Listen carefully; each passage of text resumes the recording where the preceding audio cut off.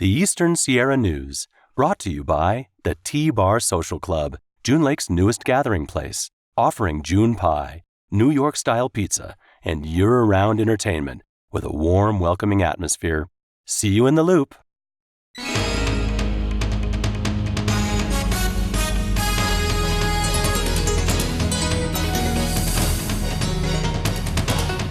After a 3-year investigation, the Mono County District Attorney's Office, with the assistance of the Mammoth Lakes Police Department, MLPD, and the Mono County Sheriff's Department, MCSO, arrested 28-year-old Josue Adalberto Correa Vasquez of Mammoth Lakes for the 2016 murder of Mammoth Lakes resident Jose Omar Hernandez Sanchez, also known as Omar Hernandez. Mr. Correa Vasquez will be arraigned on charges of special circumstances first-degree murder today and currently is being held in custody on a no-bail warrant.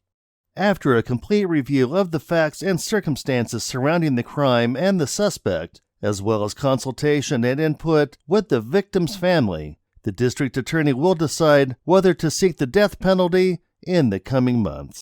Over the last 3 years, since the murder of Mr. Hernandez, the Office of the District Attorney has continually investigated this murder and considered solving it a top priority. Investigators for the District Attorney's Office have received hundreds of tips throughout the investigation and have followed up on numerous items of evidence. Over the past year, the office discovered new information that ultimately led to additional evidence and the identification of Mr.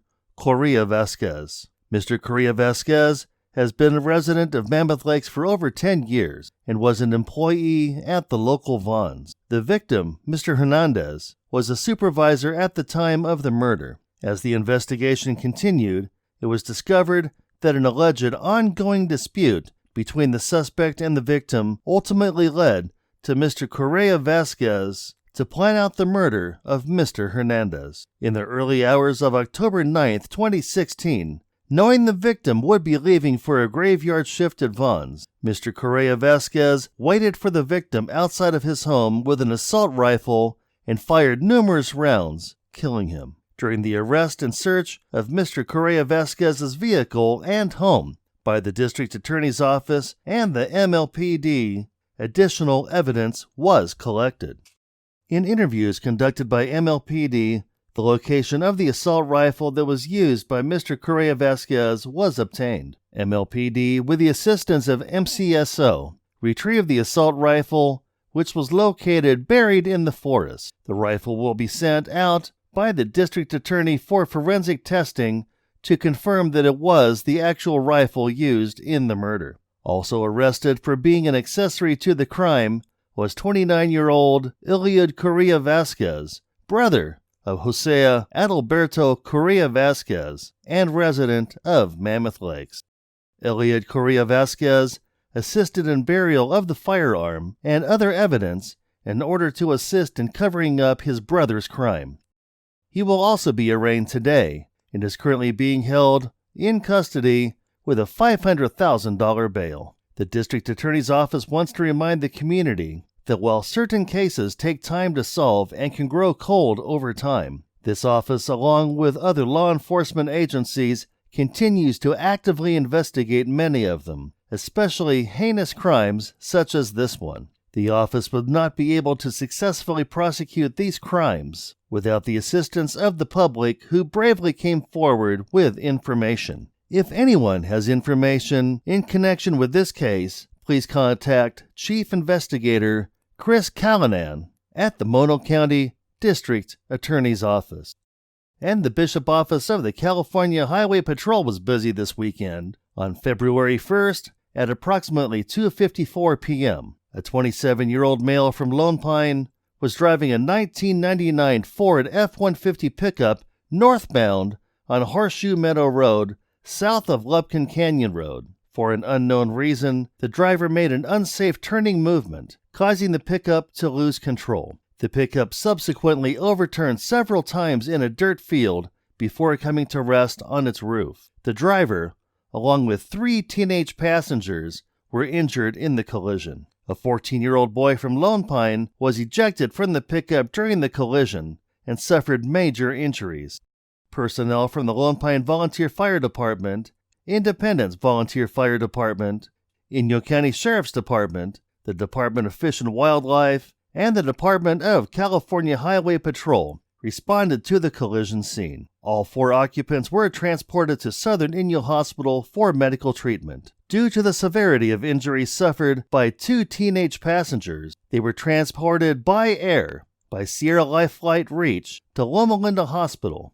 During the collision investigation, it was determined the passenger ejected from the vehicle was not wearing a seatbelt at the time of the collision, and this collision is currently under investigation by the Bishop CHP. And yesterday, at approximately 4:10 p.m., Bishop CHP received multiple 911 calls reporting a female driver of a Nissan SUV identified as Kimberly Sue Hahn of Auburn, California, driving recklessly along southbound US 395 south of Keogh Hot Springs Road. Approximately 6 minutes later, a Bishop CHP patrol officer located the reported vehicle and attempted to make an enforcement stop near Reynolds Road and Juniper Road in Big Pine. Hahn failed to yield to the officer, and a pursuit ensued. Hahn traveled eastbound on County Road before turning onto southbound US 395, reaching speeds near 100 miles an hour. At approximately 4:41 p.m., Hahn pulled to the right shoulder of US 395, approximately 3 miles south of Independence, but refused to exit the vehicle. Traffic along US Highway 395 was closed in both directions for the safety of traveling motorists. After a 9-minute standoff, Hahn exited the vehicle and was placed under arrest without incident. Hahn was transported to Inyo County Jail, where she was booked on charges of felony evading, misdemeanor DUI, and misdemeanor driving on a suspended driver's license. And we'll be right back. Welcome to Mammoth Lakes, California. Nestled into this beautiful community is one of the most cutting-edge medical groups in the United States, the Mammoth Orthopedic Institute at Mammoth Hospital. With the focus of offering high-quality, minimally invasive services, first-rate trauma care, and a total joint replacement program for their patients. The primary focal point at the Mammoth Orthopedic Institute is to do what is right for each patient. The doctors are experts at treating elite-level athletes. Dealing with athletic traumas through the use of advanced techniques is something these doctors deal with regularly. The physicians, who are among the best trained and specialized surgeons in the country, and the staff strive to provide the best orthopedic care possible. This state-of-the-art facility's mission is to get you back to the things you love as fast as possible. Their pledge is to provide meticulous care in the accessible, down-to-earth environment this area is known for. Continuing on our series on the Wuhan coronavirus, we have important information that you should know. The virus's epicenter is Wuhan, China, but the virus has since spread to dozens of other countries worldwide. While China is in fact half a world away from the Eastern Sierra, the natural wonders that we all love are also a draw for people from around the world, including China. Being informed on the facts of the coronavirus is essential to making smart decisions. Nearly 18,000 people have been infected with the disease worldwide in just 2 months. The virus has claimed the lives of hundreds of people in China and has spread to 2,000 countries around the world, including the United States. And here's what to know about the coronavirus. According to the World Health Organization, coronaviruses are a large family of viruses that cause illness ranging from the common cold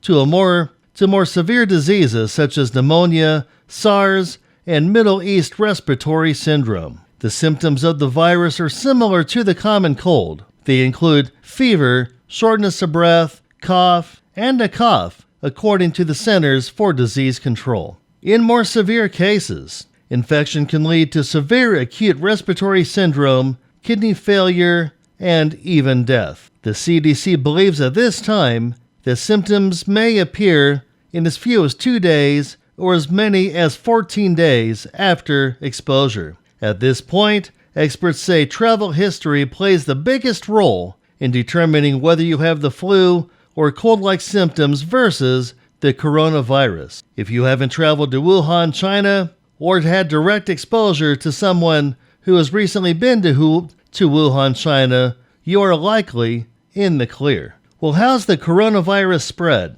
In rare cases, and probably in the beginning, the virus can be spread from animals to people. Officials have confirmed that the coronavirus can be transmitted between humans, which often happens when someone comes into contact with the infected person's secretions, such as through coughing or sneezing. According to the CDC, the virus can also be transmitted by touching something that an infected person has touched, then touching your mouth, eyes, or nose. In Chicago, a woman infected her husband with the virus, which was the first confirmed person-to-person case in the United States. So far, there is no vaccine, but health officials say those infected may get some relief by taking pain or fever medications, drinking plenty of fluids, and resting. While there is no vaccine, people can reduce the risk of infection by avoiding those who are sick, washing their hands often, and especially washing your hands before eating or touching your face. If you don't feel well, please stay home from work, school, shopping, going to the bank, or other activities where you may infect others. If you need to go to the doctor, give the doctor a call first so they can treat you effectively while avoiding spreading the disease to others. And we will have more information on the Wuhan coronavirus in the coming days. There's been a lot of discussion in the Eastern Sierra community about the John Muir Trail Permit Administration this winter. There is a long-standing agreement between parks and forests for local wilderness permits in the Sierra Nevada region. That's the Inyo National Forest, Sequoia, Kings Canyon, Sierra National Forest, and Yosemite National Park. This agreement means that these national parks and forests will accept hikers with a permit issued by another local agency where the trip begins, and a permit was valid if the trip was for continuous wilderness travel. The four agencies have agreed to apply a consistent definition of continuous wilderness travel. Exiting to resupply was never part of a locally issued wilderness permit, and this includes a John Muir Trail permit. However, in the past, Inyo National Forest trail rangers had been making an exception to allow resupply. In recent years, it had been widely publicized that you could leave the trail, but it was not a term of the permit. Wilderness rangers are documenting misuse of these permits. An example is people leaving the trail for extended periods and then returning where they left off well past when they are permitted to be traveling through an area. These misuses are well beyond the spirit of a resupply and then returning to the trail. Last year, Kearsarge Pass had 4 times the traffic of previous years, greatly exceeding the quota mandated to manage impacts at Kearsarge. We would be remiss if we do not address these resource impacts and wilderness management issues. The concern is the local businesses that provide resupply services. The John Muir Trail communities and many others have expressed concern for loss of business and experience if resupply is not allowed. The solution? Leadership on the Inyo National Forest wants to be responsive to our communities and the experiences that people seek in the Eastern Sierra. We also want to be good partners with our neighboring agencies and help address the collective concern for managing an increasingly popular and busy trail corridor. The Inyo will continue to allow exit for resupply for the John Muir Trail and other local permits with a long-distance hike, said Tammy Randall Parker, Forest Supervisor for the Inyo National Forest. However, we are asking our community, both locally and in the John Muir Trail community, to adhere to the spirit of a resupply and to offer constructive solutions that help us manage these wilderness areas. The Inyo National Forest will be reaching out to our partners, stakeholders, and interested public over the upcoming year to define what resupply looks like in the Sierra Nevada region. And we'll be right back. The Eastern Sierra News, brought to you by the T-Bar Social Club, June Lake's newest gathering place, offering June pie, New York-style pizza, and year-round entertainment with a warm, welcoming atmosphere. See you in the Loop. Welcome to The Loop, brought to you by the Mammoth Film Festival. My name's Katie LeClaire. And I'm Brett Davern. We'll be your video source for all the celebrity interviews, events, and features throughout the Mammoth Film Festival. All right, Tanner, what can people expect from the Mammoth Film Festival in 2020? We're changing our dates up right off the bat. Now we are February 27th through March 2nd. Here we are in Mammoth, this beautiful mountain town. What a perfect setting for a film festival. You can't CGI this breadth. It's amazing. Yeah. And for people out there watching, if they want to get their badges and tickets, where do they go? MammothFilmFestival.org, man. You can get everything right there. All things Film Festival are also going to be on our app, and it's the Mammoth Film Festival app. That's going to be your program guide. That's going to be the way to buy tickets. You can buy tickets on there. Any reminders you want to have if you're having fun on the mountain and you're like, oh, in 15 minutes, we're going to go watch a world premiere. Well, a lot of people like to come to Mammoth for the skiing and the snowboarding, obviously, and getting out of the hustle and bustle of LA. And if you're planning on coming up to Mammoth to do those things, come on the weekend of the film festival and see some amazing movies. Absolutely. Rub elbows with some celebrities and get to see some world premieres. Check our website for different ways to get up here, flights, travel. There might be a bus this year, which is a new thing we're kind of adding. Pretending I'm a Superman, which is the Tony Hawk Pro Skater video game, 20-year anniversary documentary. All those guys are coming up here for this community of Mammoth being such an extreme sports town. To have somebody like Tony Hawk up here and world premiering that motion picture is really cool for us. Let's talk about opening night, actually. Okay. So we have the Quentin Tarantino documentary QT8, which is about his first 8 movies. He'll be coming fresh off the Oscar buzz, from that. So we have some special guests in tow for that we're going to be announcing in February. But our opening night party, man, it's totally Quentin Tarantino themed. So, wear your best Vincent Vega wig or suit and come on up. But the other cool thing about the Quentin Tarantino documentary that I want to point out to everybody is that this version that's playing at Mammoth Film Festival has exclusive footage, because it's extended, that you can't see anywhere else. It's an extended cut you'll only be able to see here, which is, I'm a cinephile myself, so I'm excited for that night. That's going to be really exciting. And then obviously the after party right here in the Village at Shelter Distillery, which is one of the coolest new places here in Mammoth. So let me ask you about something that I'm very excited about, because right behind us in the Village Plaza here, there's going to be an outdoor screening. It's our first Friday night freeze out. We're doing the 30th year anniversary of Back to the Future 3. My TV mother, Leah Thompson. Katie's TV mom, Leah Thompson's in it. That's sponsored by Mammoth Con, which is also something that we're really, is growing faster than we can even almost keep up with. It's our exhibition hall that we do right back here at the Village Conference Rooms. So that's open to the public. You can get right off on the gondola. Speaking of the gondola, we should go talk to Tomek on the gondola and see what else is going on with Mammoth Film Festival. That's great. Let's go. Yeah, sounds good. Let's do it. Welcome to my place. It's a studio gondola. I don't have curtains just yet, so I'm up early. I'm up when the sun's up. Tomek, what can you tell us about Mammoth Film Festival 2020 that Tanner hasn't already filled us in on?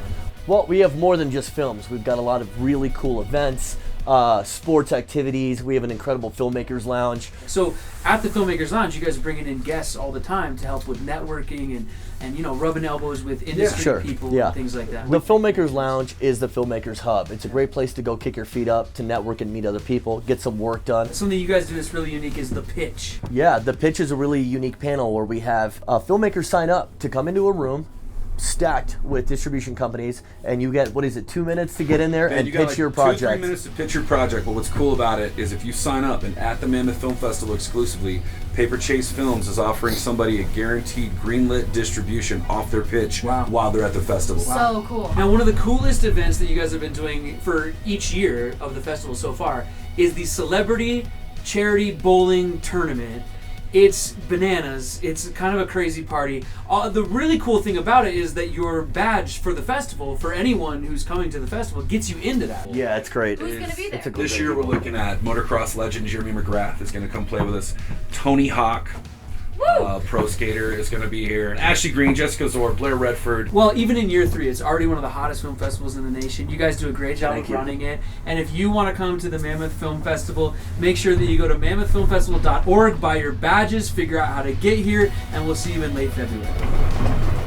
Perfect. All right, everybody get out. The Eastern Sierra News, brought to you by the T-Bar Social Club, June Lake's newest gathering place, offering June pie, New York-style pizza, and year-round entertainment with a warm, welcoming atmosphere. See you in the Loop. A topic of concern has been transient parking in our communities.